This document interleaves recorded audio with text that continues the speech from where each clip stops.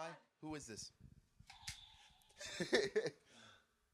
This is WVCW Radio's Home Invasion. We're here with Drook. This song's called Sprinter.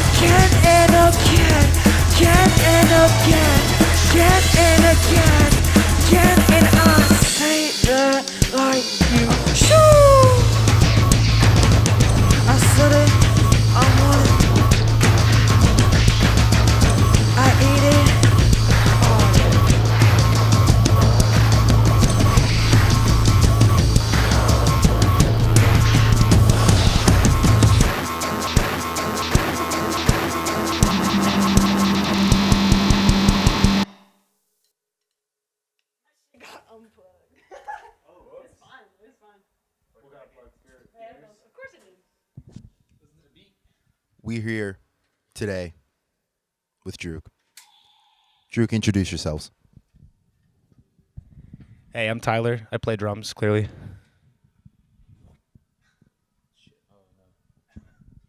I'm Matthew. Hi, I'm Liza. I'm the singer of Drook, and I play guitar. That's it. Nice.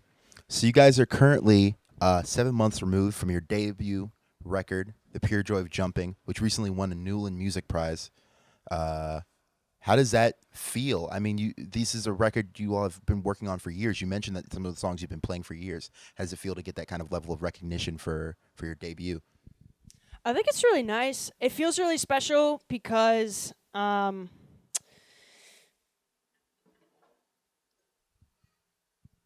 we got some money. Because we got some money, and we're going to buy a lot of weed in California when we go there in a month. But in all seriousness, yeah, it feels really cool. It feels really nice that, like, a pop record like this, I guess got recognized just because there's a lot of different genres in Richmond, but in terms of, like, pop music, it sometimes feels like we're, like, one of the only ones. That's how I feel. I'm excited for the weed.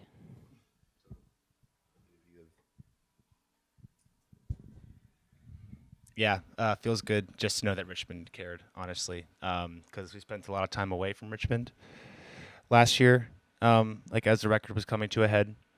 The fact that people here care about it, recognize it as a good record, I don't know, like putting it very simply or trying to think of it very simply.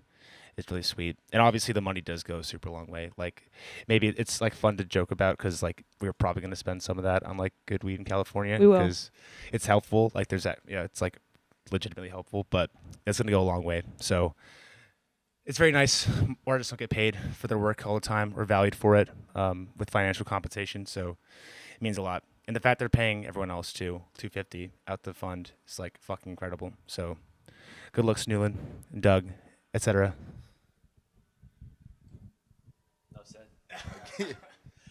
So you guys, speaking of being kind of away from home, you guys, I think, at least to me, are known for having a relentless touring schedule. It seems you guys seem to be constantly on the road for like it seems like months at a time, almost. Yeah. Is that like a hard? I mean, obviously, it feels like it'd probably be hard to maintain, but has it been was it a struggle kind of picking it up as you were trying to still work on the record, or was there like being away from home and trying to still work on it, or? I mean, like we wrote like one of the songs that we are gonna play today. Like we wrote in Texas on our first tour, and I don't know. We still like end up working on a lot of stuff. Like while we're on the road, like Matt is at a coffee shop pretty often and like mixing stuff, and like we literally bought like a headphone splitter to bring with us on tour and to like touch up on mixes. So I don't know. It feels like the balance is pretty natural. Like we leave home, we tour, we do the thing, and then we come back home and then we work on the recordings. It's like a pretty yin and yang almost. That's what it feels like. Huh? A cowtail. Oh, Nikes. That's a great candy. No, I'm good. Thank you. I appreciate it though. What? Speaking of being on tour, you guys got tour snacks you like? What tour snacks do you prefer for while you're on the road? Yeah. Fuck. I mean, you go through all sorts of states. Coffee. Bananas. Bananas and so much fucking coffee and tea. We drink a lot of that. That's honestly it. Love diners. Gotta have good breakfast in Eggs. the morning. Eggs. Hella We eat eggs. so many eggs. Yeah. If we don't have 3 egg omelets, if we don't have a good 3 egg omelet in the morning, and you know what? They will fuck Liza's shit up so All the bad. time. Yeah. She'll be like, no cheese, and they just give her cheese, nothing else. Yeah. Yeah. But a lot of coffee. Yeah. And frankly, Chipotle, when we can't find a better dinner option. It's cheap, a lot of calories. THC seltzer drinks. Yeah, we were living off those So in the last yummy. tour. Best head shop ever is in Rochester, New York. It's like the Apple store or like a Brookstone for THC. We had, oh dude, I forget. Fuck, I don't remember what it's called. I forget what it's called, but it's right by the Bug Jar. If you worked there and you helped us out, I hope you got commission from that sale. We spent about $120, so I hope you got 20% of that. When you're on the road, are there a lot of has there been any unusual stops on the road where you were like this stands out to me besides the amazing shop in New York? Like specific cities? Specific cities or specific locations you've been to where it's like, I mean, when you're touring, is it like there's probably a lot of locations you've been before where it's kind of we're showing up here, we're playing, and we're leaving. But the first time you come through an area, is it more of like a touristy experience where you get there? And you kind It of go feels around, honestly or? a bit more like genuine. Because you're not just pulling up to like relax, like you're pulling up to work. And so like it doesn't really feel like you're a tourist. I don't know. We all really like Montreal. Like I think that's a city that we've all really agreed on that has been really special. I really like New Orleans. I really like the southern states. I love Florida so much. It's crazy. And Texas, but with this upcoming tour we're going to go to a lot of places that we've never been. So we're pretty excited to like go to LA and play in LA. Mm-hmm. You mentioned, I mean, earlier you were talking about your record having kind of like, you guys' record has like a very sort of psychedelic sound, very pop heavy. You said you were kind of surprised, or you were excited to see that it got so much reception here in Richmond. Have you been seeing a difference? Is there like a difference in cities you notice about how you guys get received versus not received? I think it's more of a like when we play sometimes in the South, it feels like you can kind of tell that like kids don't really get this kind of music touring in those spaces because it's so pop forward. I think in like the major cities, it's kind of like given, I don't think that like LA will be that crazy. In New York, it's pretty standard. But yeah, I think when we play more in the South, that's when it's more surprising and people hear auto-tune and it's like, wow, which is really special and it's really fun. Would you guys like to play the next song now? Yes. What's the next song? We're going to play the song Texas that we wrote in Texas. Incredible. Thank you. This is Drook with Texas.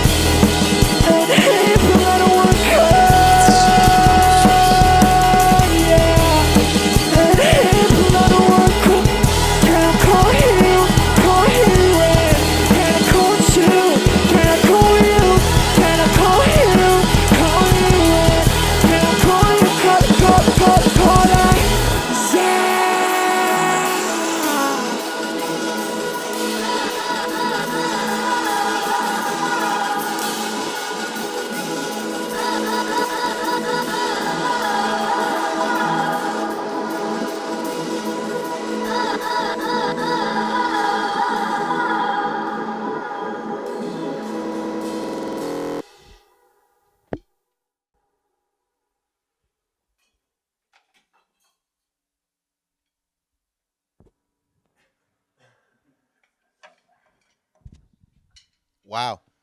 Great. I'm not getting the mix through my headphones at all, so I just hear drums. So but I'm sure it's great. So it seems like it takes you guys a while to write songs. I mean, the earlier songs here at Bandcamp are from like years ago, and I think some of those have shown up on your most recent release, I believe. Some of your songs from there? I don't know. There's like a couple like older stuff that I did when I was a lot younger that I was making to like convince people to start a band. And I just like haven't taken it down yet. But we definitely take a really long time. Mostly like producing the songs up. Like a lot of the songs, there's only like a couple songs that took us a really long time to structure. But it's mostly just like making sure the details are where we want them to be. Mm-hmm.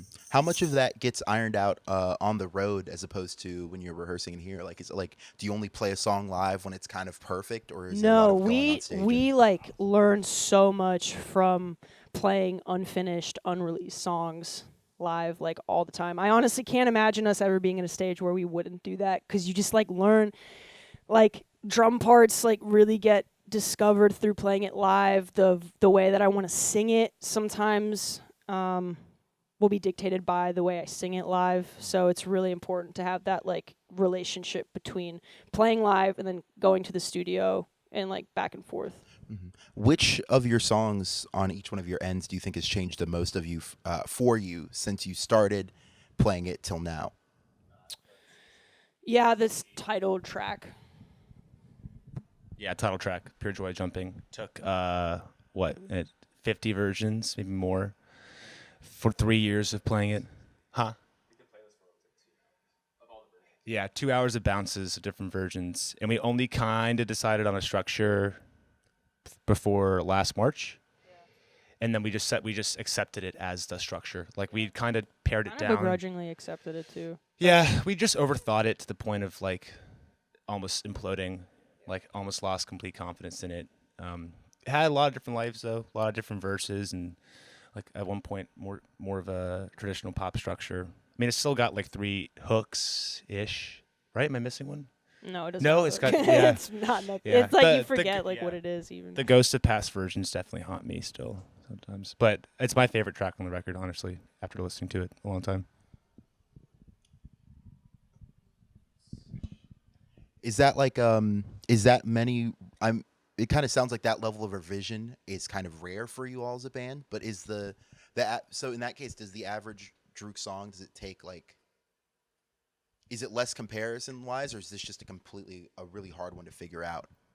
It was a standout track that took a lot longer than the other ones. But again, like it's the production that takes so long. Like how do you actually want a fucking sorry, can I cuss? Yeah. I mean, like how do you want a snare to really sound? And like Matt it'll take him fucking years, to like really decide like how he wants it to sound. But in terms of like the structure, usually structure's figured out pretty early on, other than that one song. Mm-hmm. And in that case, I mean, when you take these songs to live venues, is it ever like do you end up because you're so particular about the sound, do you end up having a lot of issues when you go to venues and you show up and there's like no gear available to you, or it's like they're clearly not set up for it, and it's like what are the obstacles for having something that sounds so unique to you guys but having to take it everywhere? Oh my god, it's insane. It's like we're a DIY band, like we're not a big band, and so like a lot of the venues that we're playing, sometimes they don't have subs, and we're coming in like, and half of our set is like club music, so we have to learn to really get through a lot of sets. Honestly, a lot of it is just like soldiering on through it, but like we've gotten a lot better at like more intentional booking, where we're like now looking at the rooms and making sure that they have the supplies we need in order to play an accurate version of our songs. But yeah, sometimes it's crazy. Mm-hmm. Especially over here, because you seem to be running. What do you have running over here? Yeah, I have 2 samplers. This is the Octotrack, which is kind of the brain of the show, especially for the electronic stuff. It kind of sends him a bunch of stuff. But yeah, big thing with doing the kind of music we do is that it would mostly be bands at like a bigger level. I feel like that would do stuff like this, and we're nobody and decide to do it. So people are definitely thrown. Some sound people will cross that we've met are great. It definitely happens. And almost all of them try. But everyone tries. Pretty much everyone tries. There's only been a few where it's like, damn, you hate us, and it's just that we just got to get through it. But yeah, it can be tough, but we've like really pared down a lot. We've gotten really quick at setting it up, which is like actually really important. We've found, and we try to streamline it as much as possible, and obviously a lot of prep on our end. Yeah. And you guys are very energetic performers. You have a very bombastic live act that I have heard at one point has included, and maybe it still does. You can clarify that for me. It included like a bunch of synced up lights and like a whole extravagant affair and our stuff. COVID project.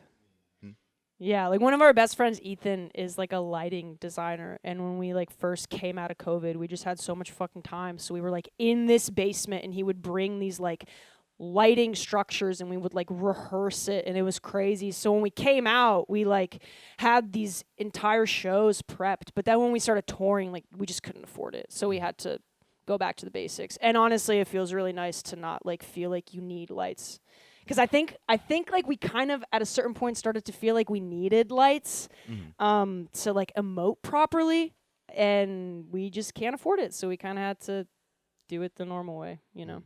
Will the lights make a return at some point? Dude, when we have more fucking money, if we're bigger, holy shit, if we're bigger, dude, yes, we really like, we had like printed out sheets of paper for it. It was just like so intricately timed and everything. So yeah, I would love to do that again. 3 years. In 3 years? Yeah. That's when you'll have like the backup dancers and everything too. And I don't know if my ego can handle backup dancers right now. That's like 6 years maybe. If you all were to expand out your sound in some sort of major way, what is because you obviously focus a lot on electronic elements, you have some live instrumentation, that kind of thing. Is there a major avenue that as you maybe start thinking about your next few songs or whatever that you want to explore? Are we getting a version of Drook that has like a 7-piece? Oh yeah, we need brass another. band? We need a bassist. Not yet, because again, we like can't afford another person because we can only travel in a minivan. But like this band needs a fourth person, and so whenever we can afford that, that's gonna happen. So That goes out to you, WVCW audience. any You little can send bassists. us your resumes and we'll pass it on. Yeah. Okay. Great. I mean, I think we can go into the next. Yeah. Okay. Well, thanks, Oscar. Is that cool? Cameraman Hello? Oscar. Yes, cameraman Oscar behind on the ones and twos. I don't want to necessarily put a label on your sound, but would you say that like you're at least sort of aesthetically influenced by like the world of hyperpop, or the sort of the high energy late 2010s pop that I would say is probably most honed down in like the DAW world and on the laptop, and it's probably, if ever performed, is just like only a 404 and someone with a mic or a DJ table. And obviously you all have translated that into like a 3-piece performance that is like really streamlined and it really, really works. Were there any, maybe how did you all come across this aesthetic? Did you start on the laptop and try to make it performable? And like what compromises did you have to make along the way? If that's too big of a question, I'm sorry.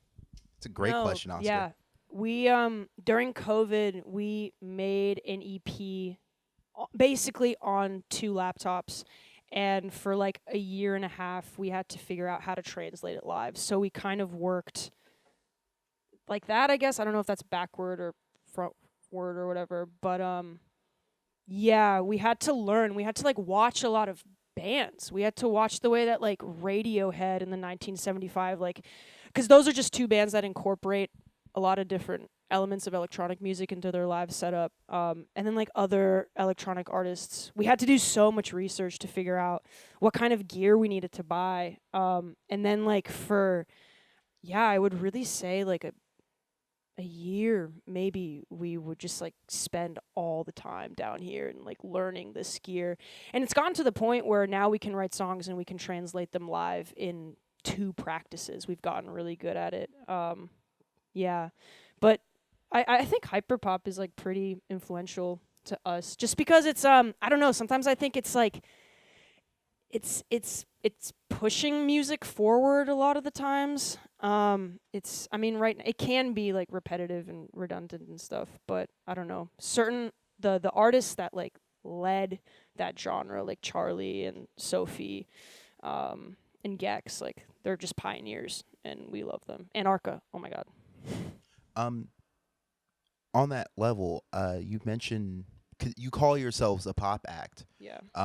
Is there other labels that you identify as besides that? And also, has there been a label that has been stuck onto you that you don't necessarily believe fits? Yeah, I mean, we say we're a pop band, but we don't like really believe it. I think it just like summarizes us in the best way that we can describe it, because of the structures that we have and like the melodies that we choose to have in our songs. They're just like at its most basic level pop. We get called shoegaze like all the fucking time, and it's like We hate that. Do you have thoughts about it? We're not a shoegaze We're band. not a shoegaze band. We're not a We just have shoegaze band. reverb. Like, that's literally it. That's it. We're not a shoegaze band. But it's 2025, and if you have like reverb, you're just gonna be called a fucking shoegaze band because people don't want to try. Honestly. Do you get people who believe you to be a shoegaze band and come to a show and then are like, "What the fuck is this? What is happening?" People watch our show. They watch all of us not hold a single real instrument, and they'll be like, "It's kind of like shoegazy," and I'm like, "I just played a club beat for you. I don't really understand. Maybe you went to the bathroom. I don't really know what happened, but yeah, they say it at shows. I think less when people hear the record. I hear because like I think we go so many places on the record that if you consume all of it, you're like, there's like so much." But I think like they don't. Some people don't understand the electronic part, and so when she picks up a guitar and there's reverb, they're like, "Got it. Okay, I know what this is," and they just like that's where their brain goes, which I like totally understand. But it's like, no, I'm sure you know who Charlie XCX is. Like you're lying if you think we're a shoegaze band. So. I guess I just had. Yeah. Oh. More of a craft question for Matt and Tyler specifically. What is it like having a groovebox and live drums in the same performance setup? Well, the Octotrack isn't technically a groovebox; it's just a sampler. So so I have a lot of melodic information on that too, especially in the last like year or so. We try to take stuff from the recordings and like really chop it up and like reform it so that it's not like we've like as few tracks as possible and things that are actually programmed is like a really big deal. We used to have a lot more like tracks just like kind of playing. We still have some, but we like really try to pare it down. I really try to like reinterpret stuff from the record so that it'll feel the same mostly, but it won't be like verbatim.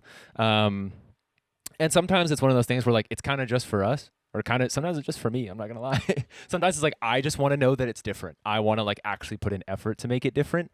So yeah, and then a lot of it is MIDI. Like a lot of stuff gets triggered, and he's getting click from me. But yeah, do you have anything to add to that? Yeah. Boiled down to its when boiled down to its simplest parts, it's a pretty straightforward setup. It's one MIDI cable, 1/4-inch cable. Oh, sorry. I'm not used to it. Yeah, it's one 1/4-inch cable, one MIDI cable that links these two instruments. Matt put it pretty well. The goal, especially recently, but always has been to play with two hands as much of the record as possible, mostly for us. Because if someone's watching you, sees a sampler, and makes an assumption, whether cognizant of it or not, that you're just tracking shit and you're pushing buttons for show, or any kind of thought along those lines that like there's a the ghost in the machine is like playing the song for you, then you're not going to convince that person already. And on the last thing I'll say about this is the Octotrack has probably been the thing that's changed the most of our live set. Figuring that out was really important because we used to use it as a groove box, and then our friend Dylan from who I've known for a long time, who lived in Richmond for a year, he looked at how we were doing it, and he was like, "You're doing this all wrong," and showed us how he does samples, and it really opened up, like, that really, I think, was the second revolution of that summer, trying to figure out the live set. And then a lot of time spent writing drum parts between the two of us. Usually it's spent trying to get feel right. We still have trouble, like, just on Sunday or Monday, we spent, like, God knows how long trying to get a drum part right, and it was just torture because it's difficult, especially with the electronic stuff. Feel can make a huge difference, but every new song we get closer to like more seamless integration of acoustic kit into electronic soundscapes, because we're always trying to fold the drums into the Octotrack rather than the other way around. That's the challenge, and 4 years of doing this has made us a lot better, but we still have room to grow. Like, if it's swung, it's fucking impossible, but we're working on it. We're working on it. Wait, I have one more thing to say. Our goal is to have our, like, we want to be able to make as many errors as possible, but not make errors. Like, we want to be able to fall apart at any second, which is why we don't want fucking tracks. Like, we want to have Like honestly, if the show can implode, it can implode, and that's great. Sure. There you go. Yeah. Yes, I was just gonna say, catch me dead with a laptop. In 2 years, we're gonna have a laptop. Okay, great. So, what will be the third song you will be playing? Honestly, we're gonna play our shoegaze song next. Wow, you just went on this whole rant. Okay, whatever. This is Drook with their shoegaze song. What's the actual name of it? It really is. She. Gotcha. Drook with She.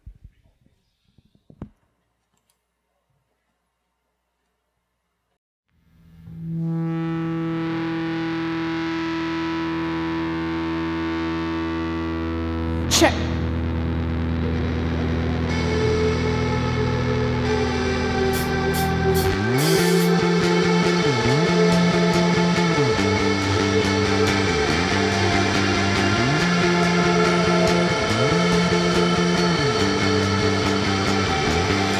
She says it's hard to be me sometimes. Just so I want some more in prison. She's the girl with her nose hurts. She's the God and I know well, I see her every single night. I'm through from her. I need this. But she's trying to land the hell. It's bringing her down. But she's so cold. Looking fast like someone's there. Oh, she's cool now. She's everywhere. Since when you hurt me out, I think I love her when I took too much of peace in my head. And I'm seeing all of these colors. I can't get up and wish I had you lift that head. She's asking on her everything. She's feeling dark.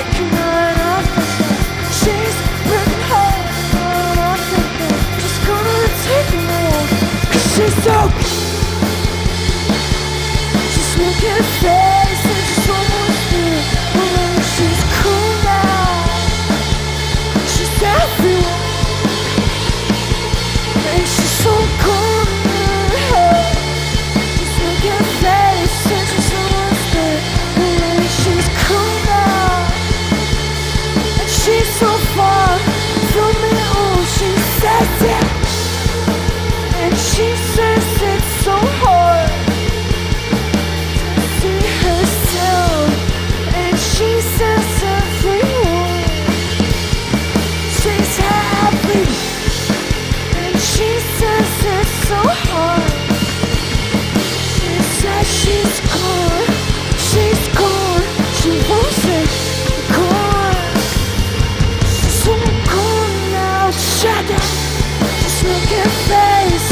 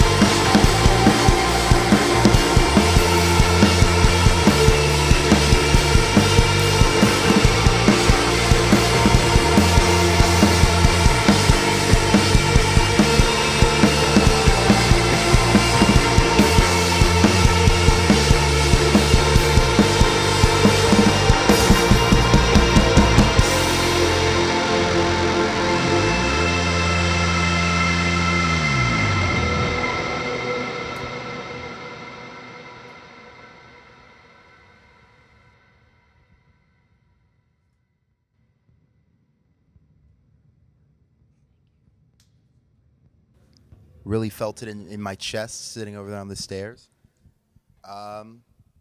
Cool. Great. You think it was shoegazy? You think it was shoegazy? Yeah, I think it was pretty shoegazy. Fuck. Yeah, which means I hated it. Damn. Yeah. You guys should get out of here. You hate our band, right?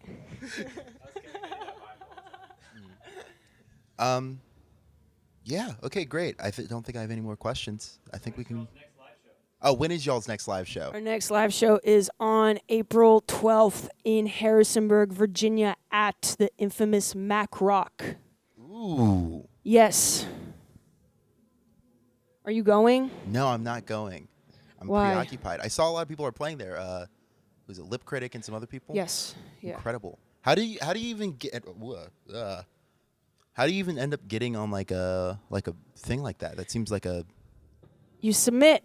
You pay attention and you follow the Instagram account. And when their submissions open, you just, I think, send a 3-song demo. And yeah, I would recommend it to like any band at whatever level.